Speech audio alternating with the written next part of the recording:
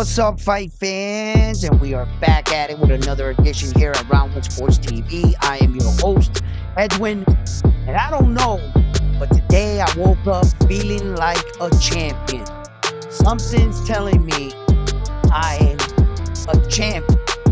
Whoa! I woke up as a champion. That's right, baby. That's right. Who's calling these fights? Like the one and only Nostradamus world title. Okay? Your boy won the belt last night. Alright, it was a close fight. Well, actually, it wasn't.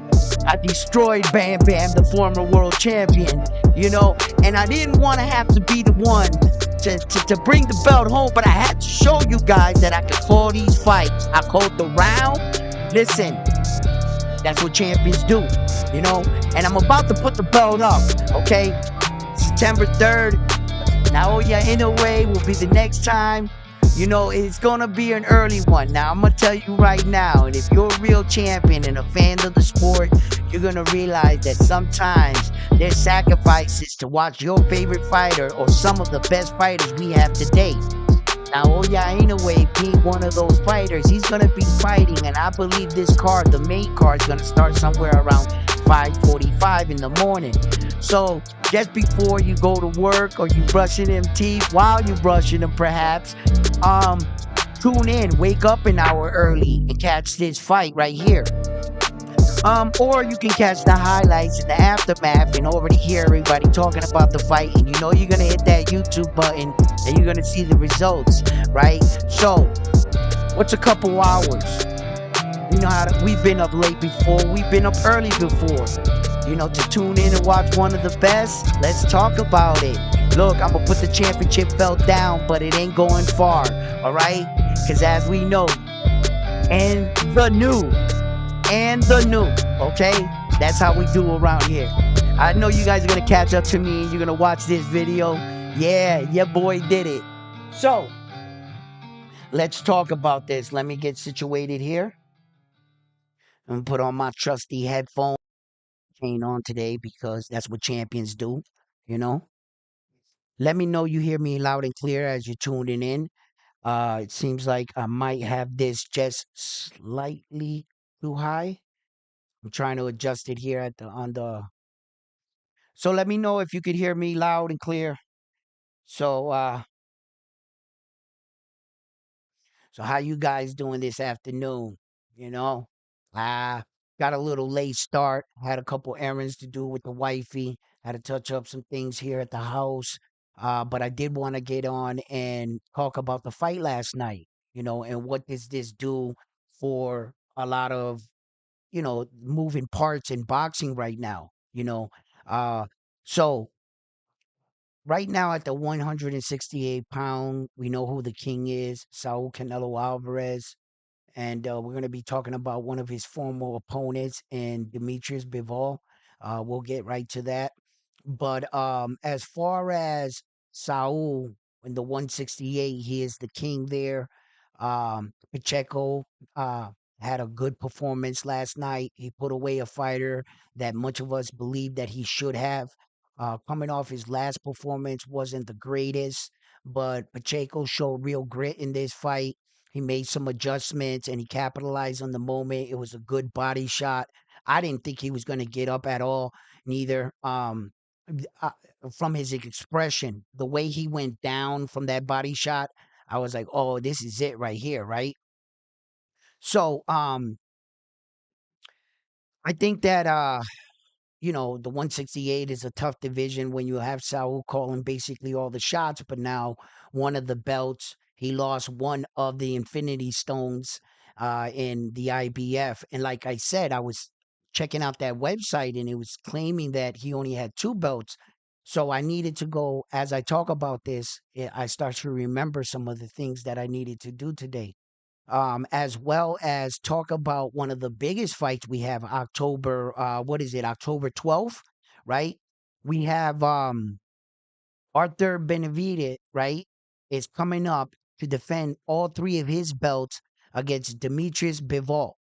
Now, this fight is big in a lot of ways, and it speaks in a lot of different ways for boxing. Stay with me. Check this out, right? Due to the part in that um, Artur Benavides is 39 years old. He's 39 years old, and they're saying he's in the best shape of his life. He's coming into one of the biggest fights of his life against Demetrius Bivol, right? He's 39 years old. But when Terrence Crawford fights at 36, they're trying to say he's old. When Naoya Inoue beat Donito Donaire at 36, they said Donaire was washed up at 36, 3 years younger than Arthur Benavides, right? But yet, they're selling it to you. He's in his prime shape, rocking 100% knockout ratio, 20 fights, 20 KOs. Now, I got to admit, um, Arthur has good, he has put in the work though. He has like throughout the division in his division, like he has big names like Callan Smith, Arthur Yard, Joe Smith, Marcus Brown. Those are like fighters that he defeated and knocked out. So he's ran through like a and like when you look at Bivol, right? Demetrius Bivol, right? He has, some good wins, right? Lyndon Arthur, right? That win, they were saying he was aging out. You know, um, his last win against what's that guy's name? Malachi Zeki, right? I'm sorry if I'm saying his name wrong. And then most memorable win was against a smaller fighter against Saul Canelo Alvarez. But you could take a lot of things out of those fights. When Demetrius Bivol fought a smaller Saul Canelo Alvarez, he showed his technical skills and his boxing ability. So it showed that he can box with a much smaller, faster guy. In fact, he looked like the faster, sharper puncher in the ring against Saul. Saul might have been a little sluggish. I got to give him that. Moving on, packing on that weight like that. It's not easy. And I think that Saul wasn't at like the best version of Saul Canelo Alvarez, but even a lesser version of Saul Canelo Alvarez is better than many of these fighters. So I'm not going to take anything off the win, you know, from Bivol. You see? So and then like look, when when he fought like uh Malachi, right? Malachis, that's how you say his name. When he fought him, he was a bigger guy. So Demetrius Bivol also showed he knows how to deal with bigger guys and bigger power. He knows how to work around it. You see, so he's fought bigger guys and he proved in his technical boxing skills. So where you got Arthur, right? He's a more power puncher, but you got to learn how to deal with that because that's going to be coming at you all night. He's going to have to be able to move around his power and utilize his jab and score points by stifling and avoiding those big shots coming his way all night for 12 rounds. It can be done. It can be done. Anthony Yard was doing good. He was doing good. Yeah, the cut busted open, shit, but he was doing good. He just wasn't his conditioning. He couldn't sustain it. He couldn't sustain it. And I think at some part of that fight with the Anthony Yard fight, he started thinking too much. He didn't believe in his training. He started fading, and he was going along with the fact that he was feeling tired. Rather than motivate yourself and tell yourself, "I'm not tired. I'm not tired. I'm not tired. I trained hard. I trained hard. I feel good." You can't let doubt start to creep in a fight, especially in the middle of a fight. You got to settle in. You got to embrace the moment. You got a job to do, and until that final bell or you knock the guy out, don't turn off your fighter. Don't second guess yourself. Don't let doubt start to come in. Because that's when the fight, you start to like, because in everything that people do in life, right? No matter if you're like at the height of it or whatever, right? You could be in a game, you could be in a basketball game. At some point, the athlete drifts off a little. You ever compete and you're out in left field with your glove or something and you're thinking about something else? You're a hell of a player, but at some point, all athletes seem to drift off. In boxing, you have to have your spider senses all 12 rounds against a dangerous guy like Demetrius Bivol and Artur Benavides, against guys like that. Skilled guys that can put your lights away, that can hurt you at any point in the fight. Naoya, Inoue, Terrence Crawford, Tank Davis. These are all fighters. You got to be on your P's and Q's the entire fight. Yeah, Tank Davis has shown many times his power carries into later rounds. These are men that can knock you out in the ninth, 10th round. Now, yeah, in a way, his power carries through the later round. Terrence Crawford, his powers carried through the later round. He's proven it, fight after fight after fight. And these are the kind of situations that these fighters, when you're fighting, when we're talking about fighting the best, the top of the best, this is what you're in for. And when you're fighting one of these guys, you bring the best out of your opponent. Naoya Inoue, for instance, is fighting TJ Doheny, a tough Irish fighter. Isn't he a professional boxer? Yes. Doesn't he, in fact, have a WBA #2 ranking? Yes. Whether or not you feel like they pushed him up, rushed him up, or however you want to sum it up, right? Was he not a former world champion? Yes. Is he in the top 5? Yes. What more are you asking from a guy in his own division? Time and time again, we talk about this, and it seems to be the same old song and dance about Naoya Inoue. Come to America, fight American fighters, then we'll consider you a great champion, right? That's funny. You almost said something. Almost. You act like if he comes to America, his entire roster, the division's going to turn into slick style American fighters. They're still the same guys in his division, and he has no problem dominating, as you can see. What's going to change? The state? The country? That's about all that's going to change. I don't think that the ring changes into a circle, right? Or a triangle, right? What is going to change? Not the names that he's going to be fighting, because all the men that are still running from him from going to Japan are still going to be running from him in the US. He's the real deal.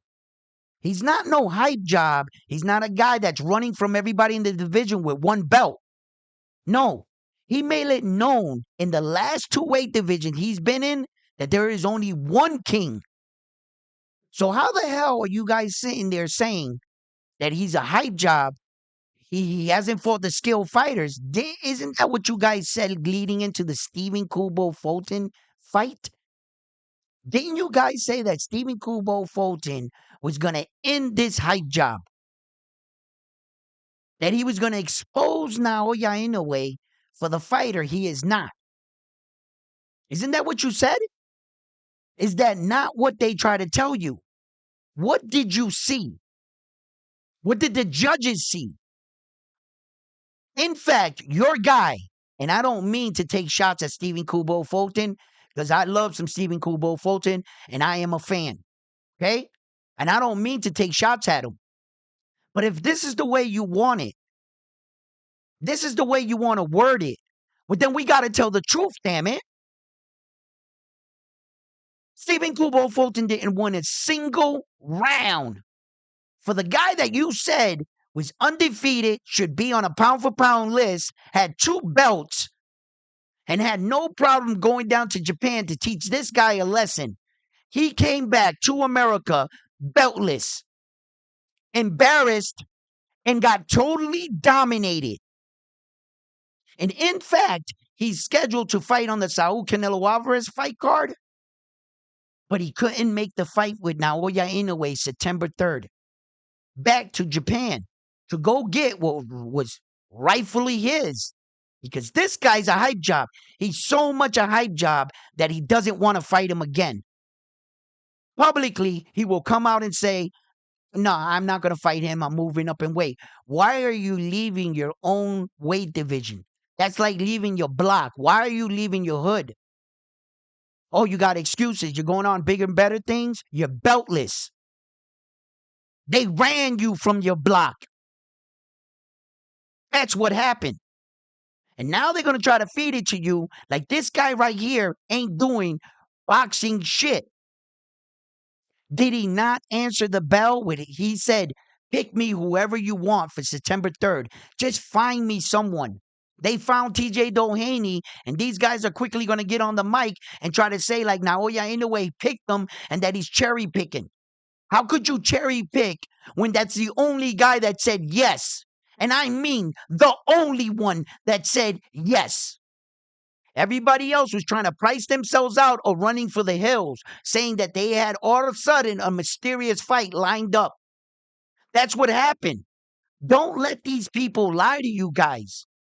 It's remarkable how they talk about every other situation and to a flip side when it's a fighter that they want to support. What are these boxing channels? Only promote boxing to their favorite fighter? Or do they cover boxing and they talk about all fighters? It's one thing that they can hide behind the fact that, oh, I'm not racist. I'm not just promoting certain types of fighters when I'm critical to them. And on my show, I talk about those very fighters.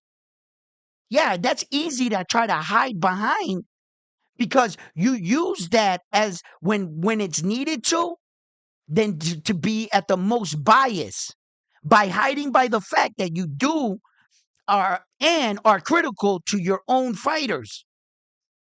But that doesn't take away your racism towards the sport.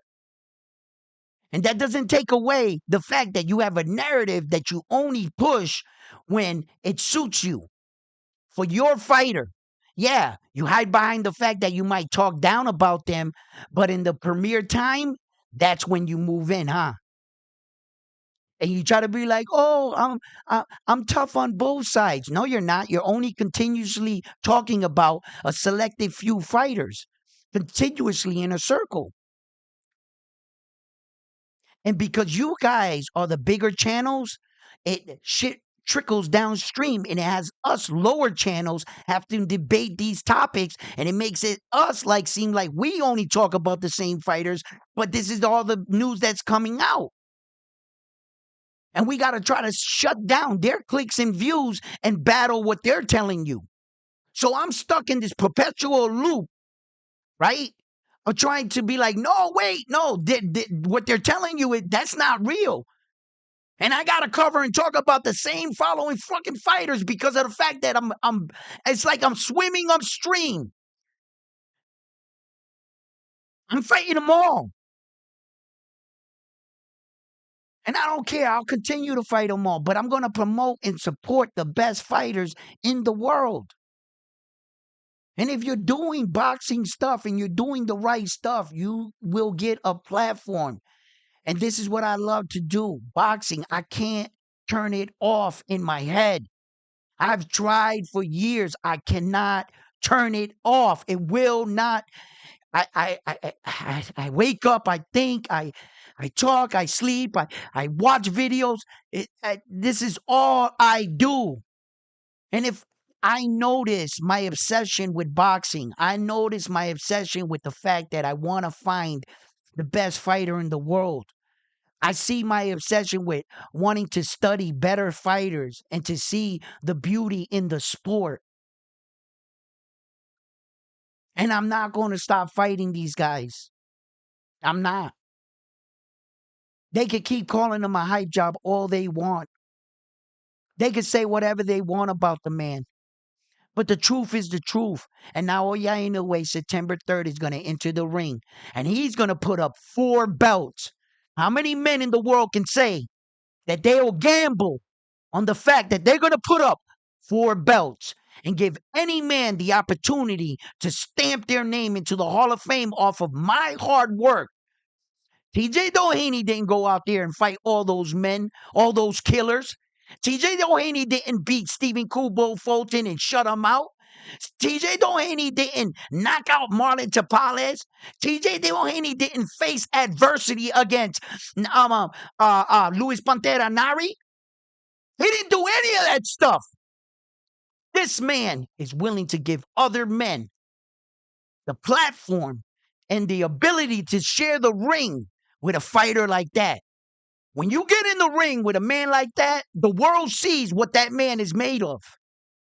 And they look across the ring, they see you. You're a part of this. You are a part of this moment. And you are a part of bringing us this fight. So I commend TJ Doheny for being a part of it. Whether I believe he can win or not, that's not up to me. That's up to TJ Doheny, isn't it? And TJ Doheny is coming into this fight, and you better listen. I can almost guarantee it. And they say nothing in life is guaranteed. I can almost guarantee he's going to get the best version of TJ Doheny the world has ever seen. And if he makes it look easy, it's because he's that good. If he goes out there and gives a masterclass performance, you know what they're going to say? TJ Doheny was a bum. You know what they're going to say? They're going to try to diminish his skills. They won't give him the credit for the skilled fighter he is. They don't want you to see.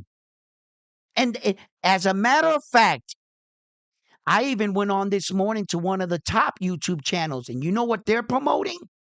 They're saying that Naoya Inoue should fight or be the spokesman for the Waffle House because those are the hours you get to see him fight. They don't want you to tune into this fight. They want the numbers to be low so that they can say that their guys' numbers is better. They're trying to discourage you from actually watching the best fighters in the world. Why? Because it's not their favorite fighter. It's not the guy they should be promoting. Secretly, this sport has a lot of connections, friends, a lot of politics go on into boxing. And a person that's being paid by another organization like the PBC, you think they're gonna actually come out and tell you, yeah, I'm being paid by the PBC to promote their fighters? When has anyone ever come out on a platform and admitted that? So for one, his answer is going to be, I don't get paid by anybody. I don't work with anybody, right? Wouldn't that be the answer that he says? By him coming out and saying that he gets paid by the PBC, his fan base will be notified that he has favoritism to this organization. So by default, he would never admit that. Now, would he? That doesn't mean he's not getting paid by them. Wake up, people. Wake up. If you could see their narratives, that even under heavy scrutiny, even when their fighters are in the wrong, they always spin it to be in the right and claim that we should support boxing now. Notice how they talk, right? These guys are something else. And they try to hide behind the fact that occasionally they're hard on those fighters. They have to be, so that they can go back and show to the fans, look, I was being harsh on them. That's just a smokescreen. That's just a smokescreen. They have an agenda. And when they get together and get to talking, you know what it is? Under no circumstances, do not stop pushing and promoting these fighters.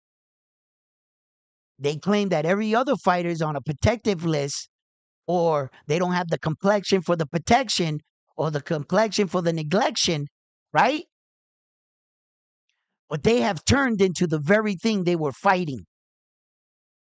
One by one, I've watched them all turn into the very thing they were all fighting against. And they see how ugly this sport can be. Sometimes you got to fight fire with fire. You got to get down and dirty with the people that are being down and dirty. You're trying to fight clean when they're always fighting dirty. Until you give in to the fact that there's no other way to fight them but at their own game. And I see where this is going. And I see where this is leading. And it's real misleading when you watch all these other channels. But if you happen to tune in to Round One Sports Talk, welcome. Welcome. Because I'm going to set you free from all these false narratives and lies. Listen, there is no Superman. There's no ultimate super boxer that goes in there and does some slick skill shit and just knocks everyone out. That man does not exist. But when we're holding them at a human standard for the men and women that are doing it like this, woo, baby, I gotta admit, we got some good ones. Naoya Inoue is the truth. He really is. Terrence Crawford is the truth. He really is. Tank Davis is the truth. He really is. These fighters we have. Stop looking for something else when these are the guys that are in front of us. Let's support our American fighters. Support Terrence Crawford. Support Tank Davis. It's so hard in America to impress Americans. These other countries, man, they get back behind their superstars. Sometimes they have so many few in between. So when they got a real one, man, they really come to their aid, man. In America, we support other fighters. It's crazy sometimes. We don't even acknowledge like the guys that are standing in front of them. All we do is criticize them. And just because they don't have that it factor, sometimes we look past them. In today's era where social media is so accepted, likes, clicks, views, that sometimes skills don't pay the bills. It's in America, it's who has the loudest mouth, who could put on the biggest show. That's how Rollies of the world got to where they are. That's why a lot of people are confused by the fact that even though Ryan Garcia did technically beat Devin Haney got it overturned. But let's not even go down that road. Let's just stop at the fight. That's what we considered a boxing match. And I'm talking about both of them. That was amateur at best boxing right there. Both sides. Devin Haney was trash and Ryan was trash too.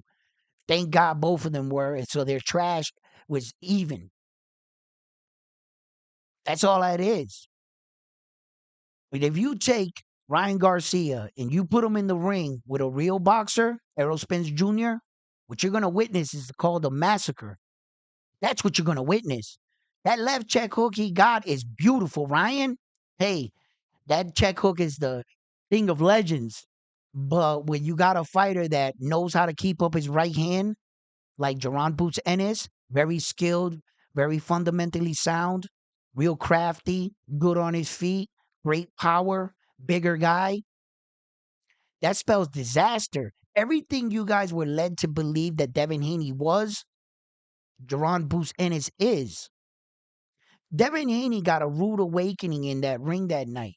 I'm not even talking about the fight, right? I'm talking about the fact that he realized he's not as good as he thought he was. Devin Haney was, and I got receipts, guys. Remember, a year back, almost a year back, I have like 5, 6 videos.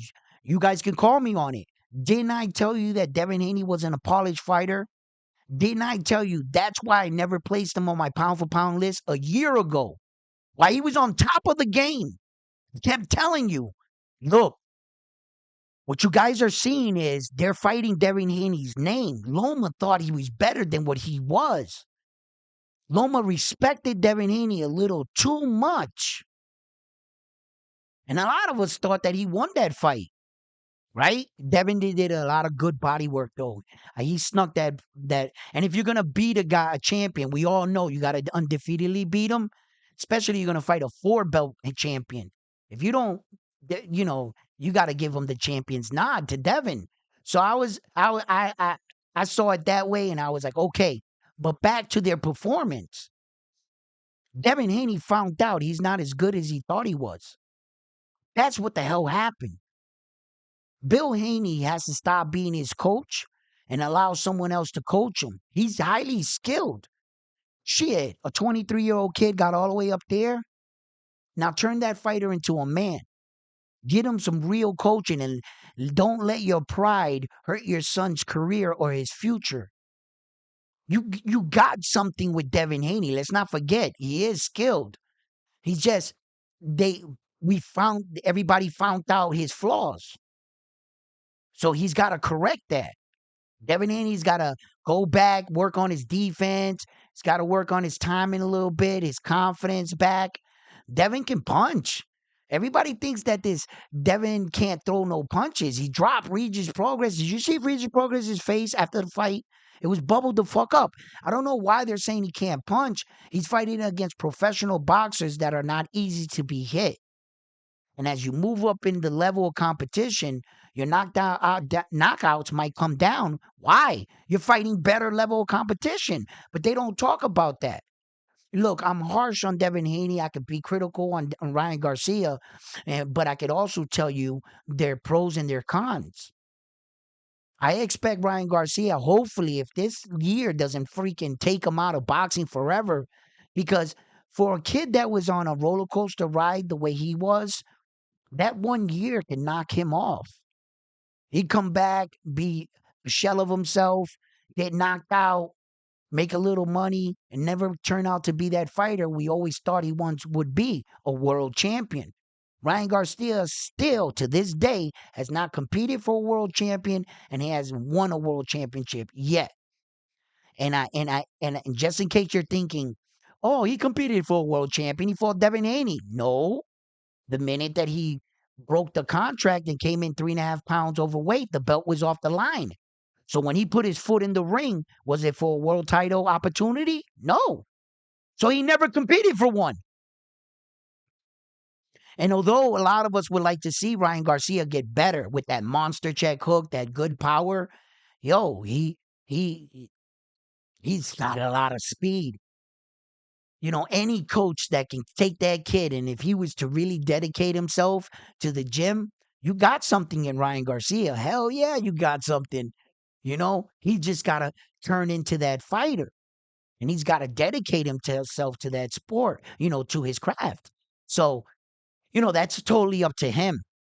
But I can only judge him off his performances.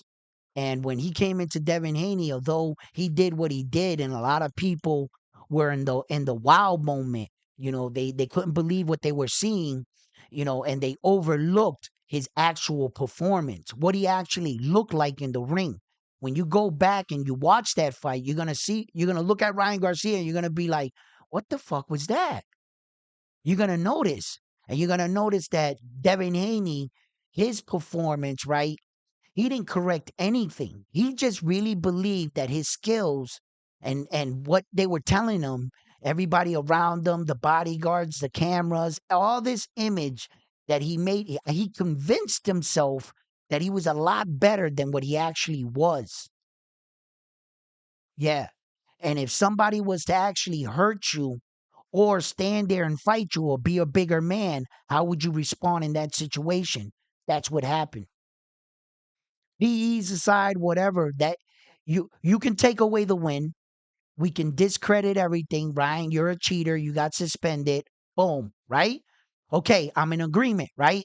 But what you can't do is take away that night. He still took that massive ass whooping. His body recorded that. His body recorded him going down several times that night, and the referee helping him out on several of them. His body recorded all of that. His body took those punches to his face. Did it or did it not? So on paper, he's still undefeated now. He got the loss taken. Good for you. Ryan Garcia, they got justice. They gave him the year suspension. He's labeled as a cheater. That's what you did, right? You still can't take away that ass whooping. Like you could pretend, okay, it didn't happen. No, it happened. Your body took that damage, and the world saw your performance. What were you doing in the ring? Regardless of what your opponent, what were you doing? It looked like you were getting yourself off the ground time and time again. That can't be good for your face, for your body, taking those punches. He took a lot of damage. You saw the side of his face, what it looked like. You can't take that away. So Devin Haney, he looks to be wanting to come in the ring on, and fight for another world title and Liam Paro. They're saying that this fight is indeed finalized and stuff. I saw on some websites, but I'm not gonna put my stamp on it because that sounds crazy to me. That's a tough, tough, tough fight. If Devin Haney thinks he's gonna come off that massive ass whooping just 4 months ago, right, and then go into a complete work training, it'll be a little bit of time. There'll be a nice window in there. He would have healed up a little bit. But remember the time that Rolly got knocked out? Less than 6 months, he came back in the ring, got dropped again. People said it was too early from that massive knockout that he sustained against Tate Davis. They said it was too early for his chin. So if it was too early for him, then what the hell is it for Devin Haney? So this Liam Paro ain't no scrub, bro. I was in Puerto Rico watching that fight against him and Subriel Matias. And I was saying to myself in the fight, man, I'm waiting for Subriel to open up, and he's always open up at the end of the round. But and then when I went back and I watched the fight, I realized the work that Liam Paro was doing in between the rounds. And he was stopping Subriel to get started. And then he was grabbing him on the inside and not letting Subriel open up on the inside. So all the bobbing and weaving Subriel was doing to try to work on the inside. By the time he got there, Liam had already did his work. Then he was clinching him. He was shutting down Subriel Matias' fight game. And Subriel didn't find the opportunities and the rounds was going by. Subriel was winning rounds too, but and I thought Liam Paro was gonna quit in the seventh, but Liam Paro was he he weathered the storm. He's a lot tougher than what and then Devin Haney coming off this loss. This is just gonna be a tough fight for anyone. So highly I highly doubt it that I thought that Devin and his father would agree to fighting Liam Paro, right? But if that's what they want, and this fight turns out to be, yeah, well, then that's what we're going to get. And I wish Devin Haney the best. I wish him the best. I wish that he goes out there and does another great performance out in Australia. I hope he brings that belt back home to the U.S. for the U.S. boxing team, which consists of Terrence Crawford, Tank Davis, Shakur Stevenson, himself, Devin Haney, Ryan Garcia. That's the U.S. boxing team. We compete against each other, but we're also competing against every other country to see who is the most dominant. How many belts does your country have? How many American champions do we have today, present time? O'Shaughnessy Foster is set to shoot the rematch for his belt in that robbery that they robbed him for the WBC. So he's going to try to go get his get back and see if we can get one of those belts back home, right? But as of right now, I believe still Japan is leading the way with the most world titles. They're in double digits. So America needs to really step up and start like going out and chasing down some of these other champions that took the titles and are hiding them back in their home country. We need to bring some of those belts back here. So you know, uh, I wish him the best. I wish Devin Haney the best. I hope he beats him. I hope he brings the belt back. You know, and that's only due in part to my competitive spirit and my competitive nature of understanding that I'm on the U.S. team, but I will promote and talk about every fighter. And if the U.S. is being outbeat, what's wrong with saying they're being outbeat until we get a guy that does it? No one wants to say that the U.S. haven't had a heavyweight champion since Deontay Wilder, right? But we don't run the heavyweight division. Ukraine is running the heavyweight division right now. We don't even run the cruiserweight. We don't run any of that. The Jamel Charlos are gone. Who else does the U.S. have coming up? We got problems right now. But yeah, we talking like because we got one fighter or this fighter or these 2, 3 fighters. We talking like we the best in boxing. We're so cocky and arrogant as Americans that you ask most Americans, yeah, we're the best in boxing. No, we're not. Right now, as of right now, we're losing. We don't own the most world titles throughout every division. We're not talking about one weight division that controls and dictates all of boxing. Tank Davis doesn't dictate all of boxing. Terrence Crawford doesn't dictate all of boxing. It's what you're doing as collectively as a country. And if Japan has the most titles, guess what? Who's winning? They're winning. Who's in second place? Who got the second most belts? And we go down from there. So United States has some work to do in front of them. That's why I would like Tank Davis to finally push Vasily Lomachenko in a corner. Him and Shakur Stevenson should surround them. And Tank should go through the front door and Shakur through the back. And don't let him out the crib. Surround that ass. Him and that other Ukrainian fighter. Let them both be in there. We need to surround them asses and not attack each other right now. No, I would love to see Shakur Stevenson fight Tank Davis, but not when this shit is going on. Not when I see the other Ukrainian fighters vowing not to fight each other because they're the countrymen. What you mean you vowing? And ain't this a combat sport?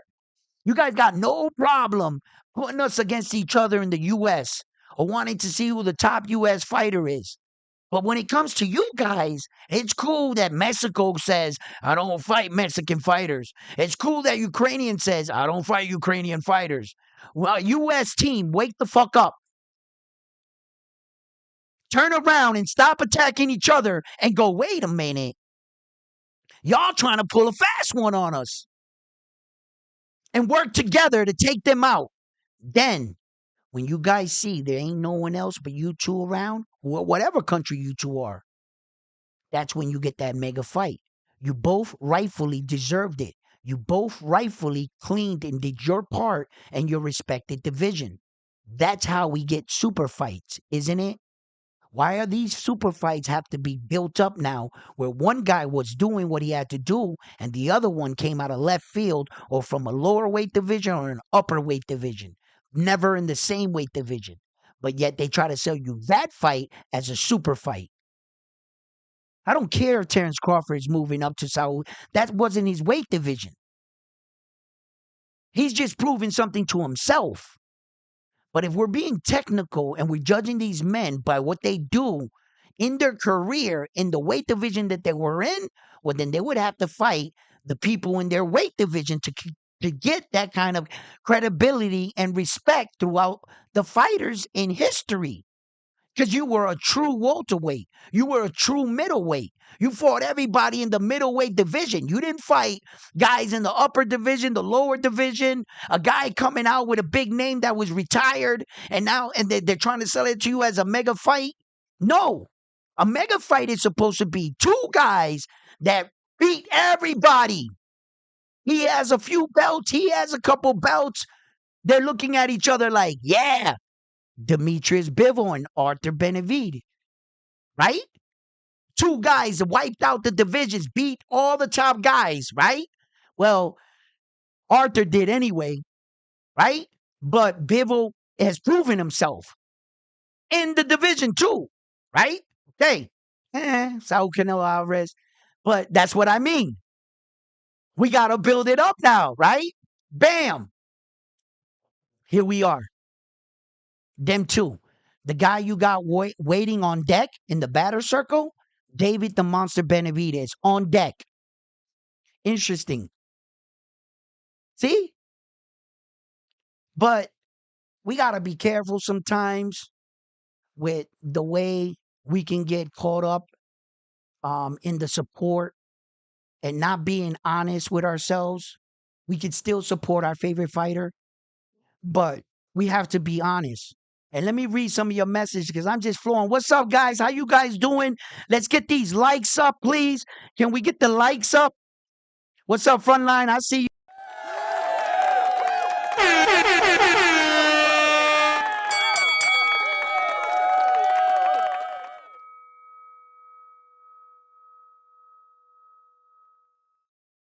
USA number one.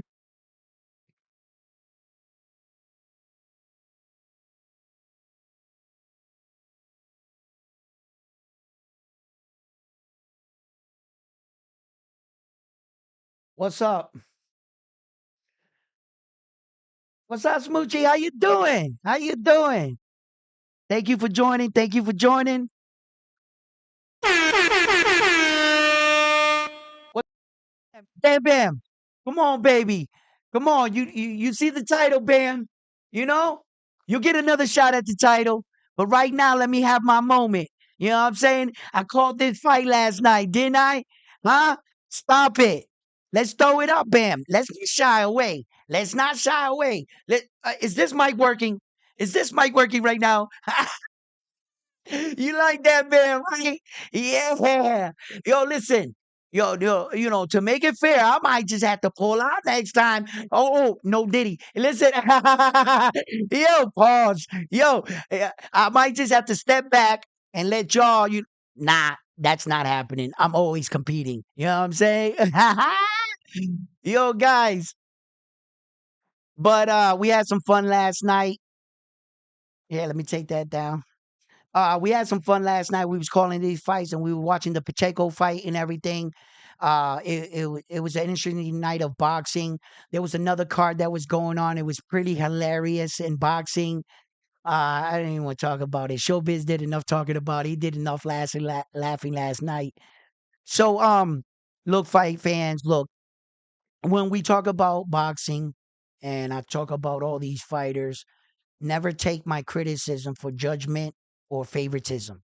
I do not have a horse in the race. I don't. I don't have a real favorite fighter. I have some fighters that are special to me and being nationality connected, like Puerto Rican fighters, yes. But I will also cover it and call it the way I see it.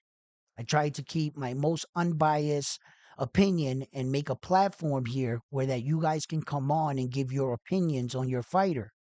I'll give you a safe place where we can talk about it. I'll respect your views. I'm not here to change your mind. We can talk and we can debate as men and women. We don't have to get all crazy and cuss at each other and raise our voices because I truly believe that when you start raising your voice and cussing, that's a sign of weakness. It's a sign that you can no longer think or function as an adult. You have to resort to raising your voice and disrespecting somebody to think you're getting your point across. When in fact all you're doing is resorting to ignorance because you have nothing left to talk about. And when I cover boxing, I like to talk about boxing. I don't claim to know it all. I don't claim to be right. I give my opinion and I would like to talk about it. Sometimes I do call things for the way they are, and I am stubborn in some of these things that some of these sanctioning bodies rules because I'm not going to agree to all their rules. I don't like the judging system and I don't like certain things about boxing and that's why I advocate for a lot of things that I advocate for because I'm trying to do away with a lot of this fake talk. And when you're not their favorite fighter, they're disrespecting other fighters that are just as great. Naoya Inoue. They don't want you to see his fight. They don't want you to make that sacrifice to stay up, to wake up early or to set an alarm clock. They act like those are all hard things. We do that on an everyday basis. We set alarm clocks to get up to go to work. We set alarms or we get up to go work out. They're making it seem like this is a hard thing, like they're asking for too much to get up at 5:45. None of us have ever like been up late at night. Is that so hard? But they're making it seem like it's so much um discomfort to you. Oh, you gotta sacrifice so much to wake up 2 hours earlier to watch a fight. So just don't do it. Don't tune in so that the numbers do bad. They act like they're gonna push him out of Japan to come to America. You're not gonna push him out of Japan. It's too late. He's revered out there like almost like Manny Pacquiao is in the Philippines. He has monster mega crowds. He really doesn't have to go anywhere. But he's the type of fighter that he has said numerous times in numerous interviews that he cares about what the fans think of him. What stories are they going to tell about him when it's all said and done? He cares about his legacy. And if coming to United States or Las Vegas or wherever, New York City, the Mecca of boxing, if coming back to these places would give him that notoriety, I think he would have did it. But in boxing, he knows like I know, no matter what you do, they're always going to say there's someone else. And that's boxing for you. Come on, fight fans. Let's get.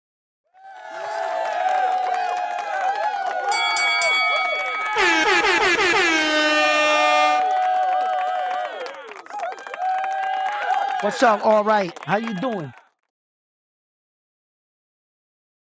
He said, "Man, I'm gonna be up at 5 sharp, huh? You gonna be up? So that means you're gonna get up. I'm gonna already be up. You know what I'm saying? I ain't gonna have to get ready because I stay ready. You know what I'm saying? I'm gonna be there from the night before with the same clothes on, right? Look, my man is exciting. He's worth it. He's definitely worth it. You see how excited my man right here, R1 is? He like, I'm gonna be up 5 sharp. Why? He loves fighting. He loves boxing. And he loves to see the best perform. They only come out so often. When Naoya Inoue is gone, he's gone forever. Just like MJ. That was a sad year for me, man. It took, no bullshit. I'm gonna be honest with y'all. It took me like 3 years to come back to watch a basketball game because when Mike left, same thing with football. Brady left, bro. I'm like, what the hell? I don't want you to miss out on one of the best boxers. I'm not trying to change your mind. And I'm not trying to change your mind from your favorite fighter. The Bible book never said, thou shalt choose one fighter. Where does it say that in the Bible book? Show me. It doesn't say that. You have a selection of fighters you can choose to. And it's up to you to pick the ones you like and the ones you deem to be your favorite. That's yours. And no one can take that away from you. I don't care if you came up here right now and said Jake Paul's my favorite fighter. That's for you. He's your favorite fighter. I'm not trying to change your mind.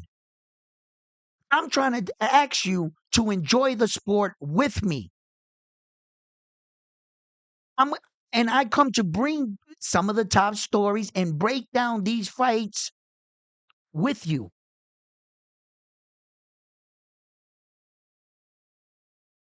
That's what it is. A lot of these other people have agendas. They have their favorite fighters. And they're going to knock down other fighters to try to boost up their fighters when the time is right.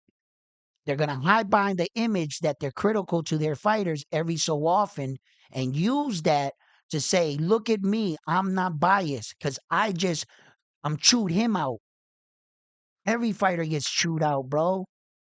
That's what you're covering. You're a sports analyst. You're giving the good and the bad.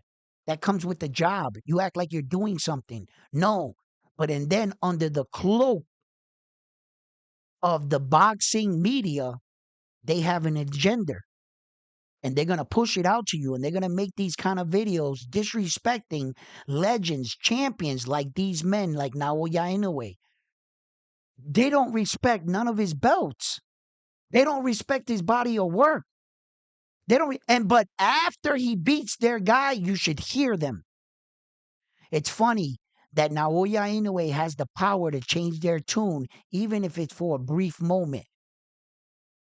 How they talk after the Stephen Kubo Fulton ass whooping. How were they talking?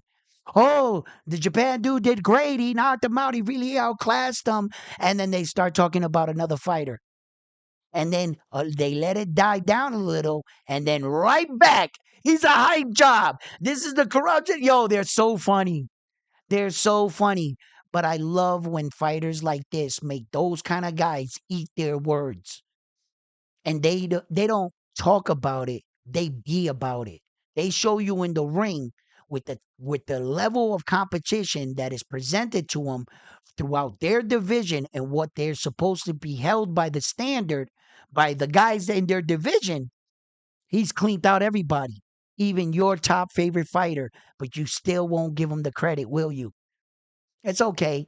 He, you know, a bad vote, a good vote, you're still tuning in. You still see what he did to your boy, don't you? You remember that, right? Yeah. Let's talk about it. You don't want to, huh? They don't want to talk about that. They just want to put down these guys, just like they want to put down Shakur Stevenson, just like they want to put down Tate Davis when it's convenient. But and then they rally behind them on fight night or leading into the fight.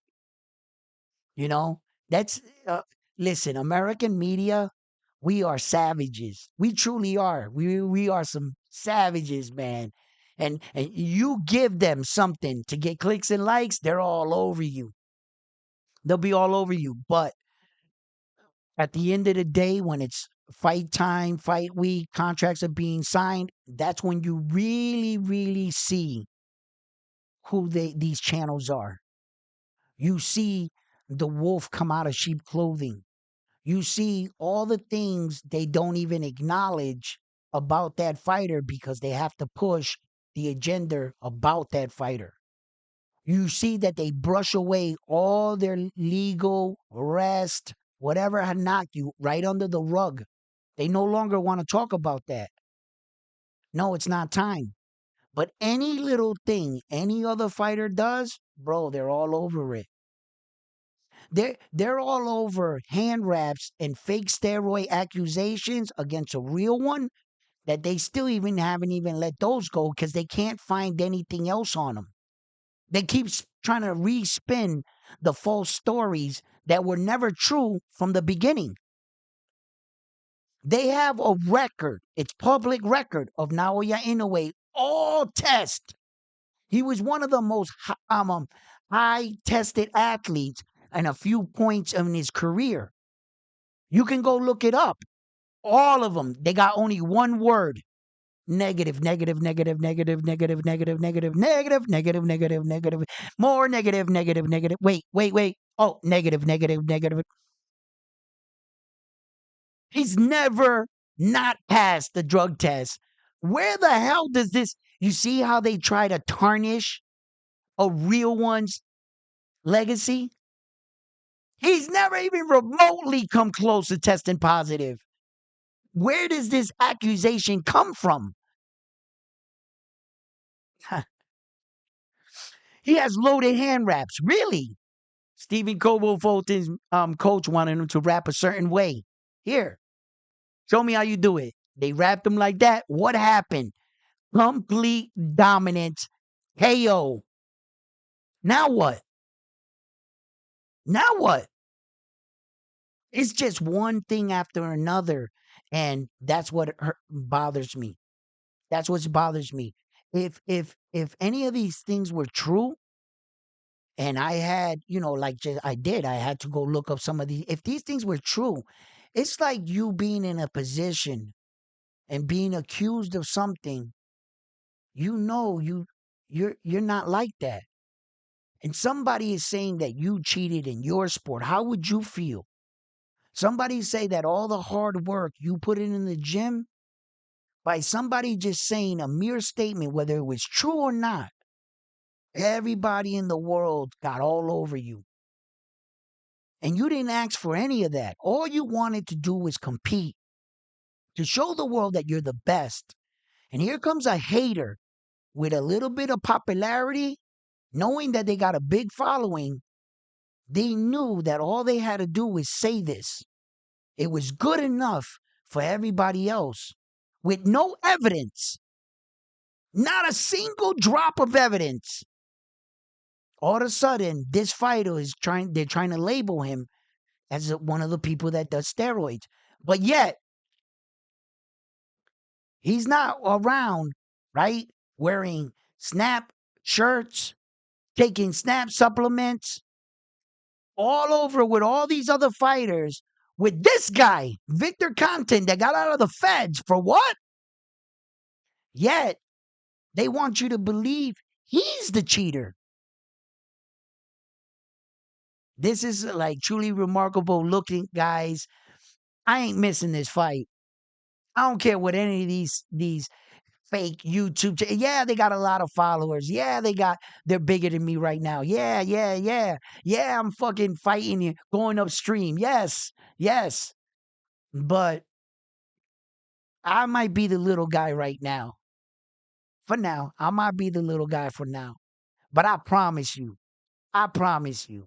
I will stay dedicated to my craft. I will give back to my sport in any way I can. I will promote these fighters. I will call these fights. And I also will defend my Notre Dame's world title because as a champion, we can't run from challenges. I'm going to send them contracts over. I'm sending a contract over to Bam Bam, Frontline, Ghost Rider, US number one. You're all getting a contract. Show up on fight night, call these fights, show the world you know exactly how to call these fights like a true Notre Dame champion, and we can square up because the contracts is going out and shit right now. I don't care. Hold up. Turn off the mic real quick. Don't send no contracts, man. I'm straight ducking, bro. You know what I'm saying? I'm just gonna say that I want to smoke, but I don't really want to smoke. What do you mean the mic's on? Still on? Oh shit, they hit me. Hey, yo, let's keep it as real as these motherfuckers keep it in boxing, right? Hey, if they can do it and say it, why can't I? Right? I'm Canelo Alvarez of the sport. Yo, anyway, fight fans, I hope you guys got something out of this video as always. Um, I try to bring the sport as best as possible. Sometimes have a little bit of humor up in here because we all need a good laugh, every once in a while. Um, you know, don't be angry all the time, and I could always take constructive criticism and I could always, talk boxing and with anyone. This is a sport I love, and I encourage you to tune in with me September 3rd at 5 in the morning for our next fight, and we can all compete for the Notre Dame's title. Get your prediction in and see if your name could be up with the stars and the legends. Wrote, you know what I'm saying? And the round one sports talk history books. Can you solidify your name like former champions like Armando, former world champions like Lionheart, former world champions like Bam Bam Boogie, interim champion like a Carlos? And these are just some of the men that have won this prestigious belt here at Round One Sports Talk. So come share with us your boxing knowledge to prove to the world you're calling these fights like nobody else, like Notre Dame. So, fight fans, listen, I had an amazing afternoon with you guys. I'm gonna see, maybe, perhaps, I'm not gonna make any promises to go on today. It's Sunday. But if I don't go on today at 8:30, I will go on tomorrow at 8:30. I'm still trying to work out everything with my family structure and everything, but I'm like right there. I'm right there, right there, right there. So tune in with me, fight fans. I had an amazing time. So I'm on to the next one after this one here at Round One Sports Talk. Don't forget to give the video a like. Please, if you haven't already, subscribe to the channel. We're almost reaching 3,000 subscribers. We need like 9 more subscribers to hit 3,000. Help me hit 3,000. So, fight fans, and I'm off. Peace. Amazing show, amazing show, amazing show.